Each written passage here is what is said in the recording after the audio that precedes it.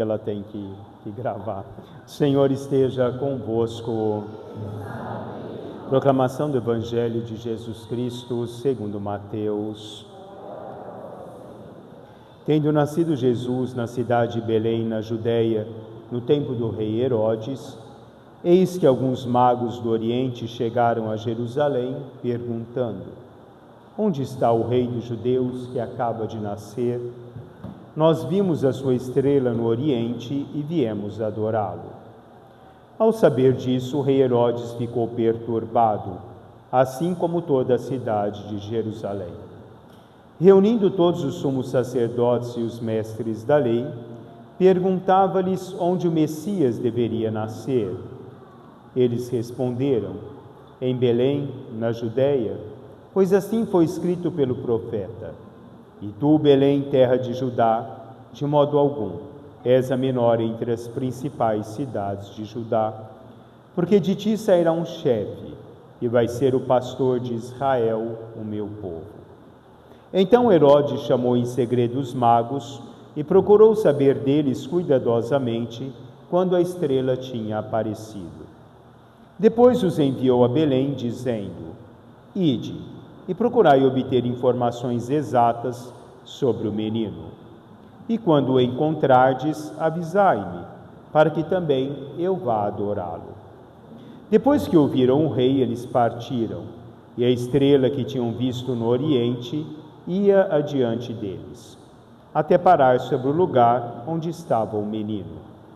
Ao verem de novo a estrela, os magos sentiram uma alegria muito grande. Quando entraram na casa, viram o menino com Maria, sua mãe. Ajoelharam-se diante dele e o adoraram. Depois abriram seus cofres e lhe ofereceram presentes: ouro, incenso e mirra. Avisados em sonho para não voltarem a Herodes, retornaram para sua terra, seguindo outro caminho. Palavra da salvação. Podemos sentar, por gentileza? Hoje a liturgia nos pede que façamos o anúncio das solenidades móveis do ano de 2026, está aí no número 12 do nosso folheto. Irmãos caríssimos, sabei que pela misericórdia de Deus, assim como nos alegramos pelo nascimento de nosso Senhor Jesus Cristo, também vos anunciamos a alegria da ressurreição do mesmo Jesus, nosso Salvador.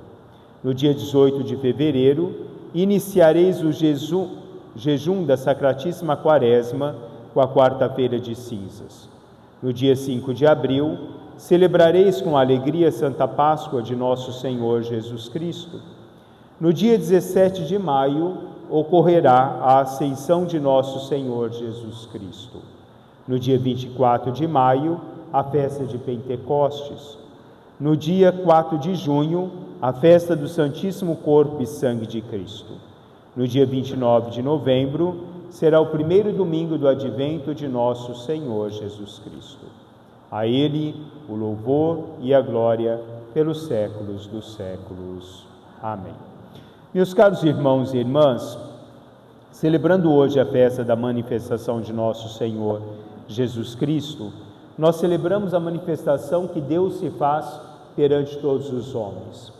Santo Agostinho, definindo um pouco do que é esse ato da encarnação, ele dizia que aquele que estava deitado na manjedoura fez-se frágil, mas não renunciou à sua condição divina. Assumiu aquilo que não era, mas permaneceu aquilo que era. Dizer, assumiu a humanidade e permaneceu divino. Eis que temos diante de nós o Cristo menino. Cresçamos juntamente com Ele. No transcorrer da nossa vida, o crescer na sabedoria e na graça de Deus requer que nós procuremos, no transcorrer dessa nossa caminhada, a luz de Deus, que é o sentido pleno que vai iluminando os nossos corações e a nossa vida diante das nossas escolhas. A luz de Deus que vai nos dando o parâmetro correto do caminho que nós devemos seguir no transcorrer da nossa história. Como hoje aos magos, nós vimos que eles seguiram uma luz que fez com que o coração deles pudesse arder, que o coração deles pudesse largar tudo aquilo que eram as ocupações diárias da vida, daquilo que pudesse os impedir que eles pudessem não seguir essa luz, mas deixaram com que essa luz pudesse impelir a sua caminhada, deixaram com que essa luz pudesse guiar o transcorrer do seu dia. Abandonaram tudo para se encontrar com Deus. Manifestação de Deus requer que nós abandonemos os nossos traços, abandonemos muitas vezes o que é o nosso olhar humano do mundo e deixamos-nos revestir efetivamente pela divindade ao qual Deus propõe a cada um de nós. Santo Agostinho nos diz que quando nós nos alimentamos de Cristo, não é Cristo que se transforma em nós, mas somos nós que nos transformamos em Cristo. Nós trazemos em nós a marca da divindade de Deus quando nós deixamos com que Deus haja em nós e deixe com que a nossa santidade possa emergir no transcorrer da nossa vida. Jesus disse um dia àqueles que foram cobrar o imposto: a César o que é de César, a Deus o que é de Deus. Ao mundo nós entregamos aquilo que é do mundo, mas deixamos aquilo que é de Deus e em Deus para vivenciarmos efetivamente no transcorrer da nossa vida. Quando Jesus diz a Herodes: o meu reino não é desse mundo, ele nos mostra que aqueles que o seguem vivem não um reinado que é humano, o reinado do ouro, o reinado da luxuosidade da vida, os parâmetros da sedução, os parâmetros todos que a vida pode nos oferecendo no transcorrer dessa nossa vida. Mas buscamos efetivamente as coisas que são de Deus, buscamos as coisas que são do alto. A manifestação de Deus faz com que nós possamos adentrar a esse mistério da graça de Deus, adentramos a esse amor de Deus que propõe a cada um de nós uma vida nova. Mesmo Santo Agostinho, ele dizia: apaixonar-se por Deus é o maior dos romances, procurar a Deus é a maior das nossas aventuras, encontrar-se com Deus é a maior de todas as nossas realizações.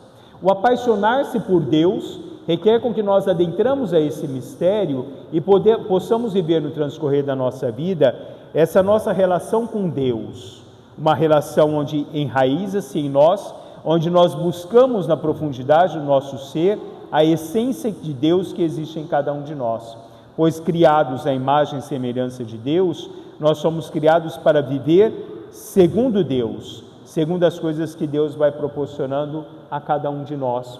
Quando nós vivemos, quando nós procuramos em todos os dias do caminhar da nossa vida. Deus nos dá o tempo necessário para isso, né? Santo Agostinho, uma vez questionado sobre o que era o tempo, ele dizia: quando quero explicar o tempo, não encontro explicação. Porque se o passado é o que o presente lembro e o futuro é o que eu do presente antecipo, não seria certo dizer que o tempo é o presente? Então, no nosso presente, nós procuramos a Deus. Em cada momento da nossa caminhada, nós deixamos com que essa manifestação de Deus possa se realizar plenamente em cada um de nós e a cada um de nós, para cada um de nós. Quando nós olhamos na carta de São Paulo aos Efésios de hoje, São Paulo vai dizer: esse mistério Deus não o fez conhecer aos homens das gerações passadas, mas acaba de o revelar agora pelo Espírito. Deus se revela a nós. Deus deu a cada um de nós a oportunidade que essa revelação seja uma revelação de luz no transcorrer da nossa caminhada, seja uma revelação de transformação pela graça de Deus. Quando nós olhamos o princípio do trecho da carta dos Efésios de hoje, o próprio São Paulo nos diz: se ao menos soubesseis da graça que Deus me concedeu para realizar o seu plano a vosso respeito. Deus concede a cada um de nós a graça para que ela possa se realizar em nós, a graça para que o plano de Deus seja presente em cada um de nós no transcorrer dessa nossa vida. Quando nós olhamos esses três de hoje, esses três magos, eles procuraram Jesus movidos por uma luz que fez com que eles pudessem seguir o pleno sentido ao qual ela indicava no transcorrer do caminho deles. Chegaram a um palácio, porque muitas vezes a nossa razão humana nos faz procurar Deus nas coisas onde não estão Deus. Nós vamos encontrar Deus quando é o nosso coração que age, quando a nossa espiritualidade nos impele efetivamente a esse nosso encontro com Ele. Procuraram Deus num palácio, porque a nossa razão humana nos faz procurar um rei dentro dos palácios. Mas não era ali que estava Deus. Deus estava na simplicidade, Deus estava no despojamento, Deus estava ali e aguarda-nos ali em todos os dias da nossa vida. Encontrar-se com Ele é despojarmos, encontrar-se com Ele é esvaziarmos de nós mesmos para que nós possamos deixar com que Ele possa nos preencher. Dar inteiramente de nós a Deus, na vontade que Deus espera de cada um de nós. Ali Herodes provavelmente apenas tinha um processo racional daquilo que era o menino, não um processo espiritual. Tanto que ele os impele a ir ao encontro do menino, mas que retornasse. Mas quando nós encontramos Deus, o nosso caminho é outro. O caminho não é mais o caminho do mundo, não é o caminho da racionalidade humana, mas é o caminho da fé, é o caminho da graça, da bondade, da compaixão. A racionalidade ou a intelectualidade não conhece a bondade de Deus na ação, não conhece a compaixão de Deus na ação. Nós a encontramos quando nós adentramos efetivamente, inteiramente, dentro desse mistério da graça de Deus que Ele propõe a cada um de nós. Fernando Pessoa dizia: há um tempo que é necessário abandonar as roupas usadas, que têm a forma do nosso corpo, esquecer os nossos caminhos de sempre e tomarmos um novo caminho no transcorrer da nossa vida. O caminho de Deus é o caminho diferente do mundo. O caminho de Deus é o caminho que faz-nos encontrar com alegria plena. Quando nós olhamos hoje no texto, o texto nos fala que quando eles se encontraram com Deus, eles se alegraram. Porque Santo Agostinho diz: a busca por Deus é a busca da alegria. O encontro com Deus é o encontro com a alegria. Vamos além. O encontro com Deus é o encontro do sentido da vida. Nós procuramos o sentido da vida quando nós vamos perseguir o nosso caminho, essa presença de Deus. Mas nós temos o sentido pleno da vida quando nós nos encontramos efetivamente com Ele. Como diz Dostoiévski, Deus não consiste na força, mas na verdade. Quando nós nos encontramos com Ele, nós nos encontramos com a verdade de Deus. Onde há uma vontade forte de se encontrar, não existe dificuldades, como dizia Maquiavel. Quando nós queremos encontrar com Ele, nós o encontraremos. Quando nós nos esvaziamos, nós nos encontramos com a graça de Deus. Quando nós deixamos de lado a riqueza humana para pensarmos na riqueza em Deus, nós nos enriqueceremos. Porque Deus, que era rico, se fez pobre para enriquecer a cada um de nós. O caminho de Deus é o caminho da simplicidade. O caminho de Deus é o caminho do amor. O caminho de Deus é o caminho da bondade. Será que nós temos percorrido no transcorrer da nossa vida esse caminho que nos leva ao Senhor? Será que muitas vezes não tentamos ir por outros caminhos e nos esquecemos qual é o caminho da verdade, qual é o caminho da graça? Não existe vida fora de Deus, só existe vida em Deus. Gastar a vida no mundo é desgastar-se a si mesmo. Encontrar a Deus é ganhar plenamente a vida, porque só nele nós encontramos a vida, a graça e a abundância que Deus oferece a todos nós na sua manifestação. Deus manifesta a sua riqueza. A cada um de nós a escolha, se nós agregamos essa manifestação na nossa vida ou se nós continuamos vivendo no mundo das ilusões e das desilusões. Louvado seja nosso Senhor Jesus Cristo.